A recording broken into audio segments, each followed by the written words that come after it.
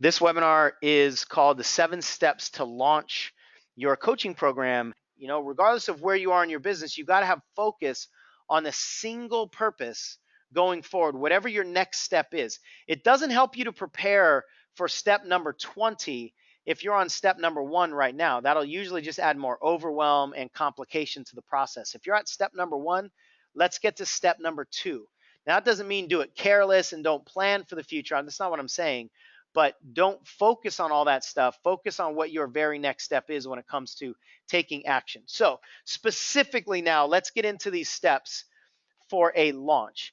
And again, the premise is you are launching a brand new coaching program that you've never launched before, or you're relatively new as a coach. Maybe you've tried to launch some programs before. Maybe you've had a little bit of success, but you want your next one to be much bigger. The first thing I want you to ask yourself is, what's your personal story? Most people just get into the launch, as I was saying about marketing, too early without going back and doing a little bit of foundational digging. What is your personal story? Not what is your product and how can we leverage it, or what should I price it at, or how should I launch it? No. The very first thing is, who am I? What's my story? And let's look at your core identity, your core self, that childlike curiosity you have. What are your core dreams? What are your passions? My experience is when you go internal and dive into who you actually are as a person, then you can come out with more conviction.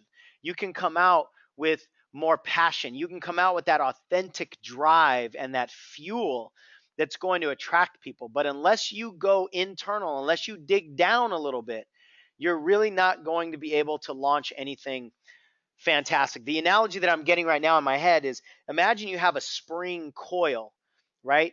If you don't do anything with that spring coil and you just like take your fingers off, it's not going anywhere. But if you wrap your fingers around the edge of the coil and you squeeze it so that it starts to build up a little of that energy, right? You squeeze it toward you, then you can remove your fingers and it can shoot out, or pulling back a bow in a bow and arrow, right? Or pulling back the arrow in a bow and arrow. It's the same kind of concept. We have to build up a little bit of momentum, and it's the same thing with the launch. You've got to go internal a little bit so that you can get ready and create the certainty for your launch to be successful. And one of the things that I want you to do is clarify, why are you a badass? You have a genius inside of you. You have brilliance. Now, usually we don't play off that because we take our own genius for granted because it's easy for us. But the same thing that's easy for you is something that a lot of other people would pay any amount of money for because they can't do it. So don't mistake the fact that something is easy for you with how valuable it can be in the marketplace, right? So we've got to get clarity on that. And what's your purpose for not just this launch, but in general, your market, building a business, what's your purpose on this planet? And all of that becomes this magnet that will start to attract people. And then once you have, clarity and you've done some of that energetic work, now we've got to look at your mindset. You have to have the right goals for your launch. You have to understand that this is step number 1.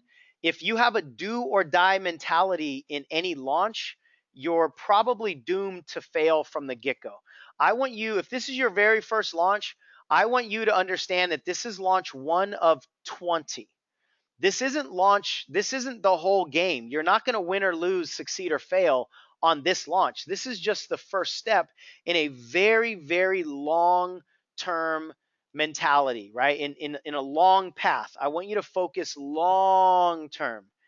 And that'll help you remove a lot of the desperation and a lot of the negative energy that most people have when they put all of their eggs into their launch bucket or their launch basket, right?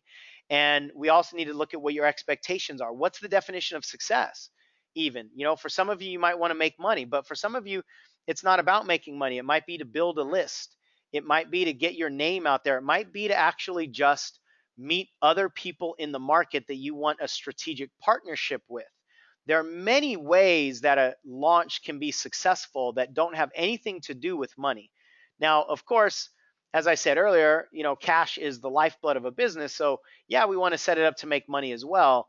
But the bigger your scope of success is, the broader your definition of success is, the easier it's going to be for you to do everything, and the easier it's going to be for you to feel good about your launch, right?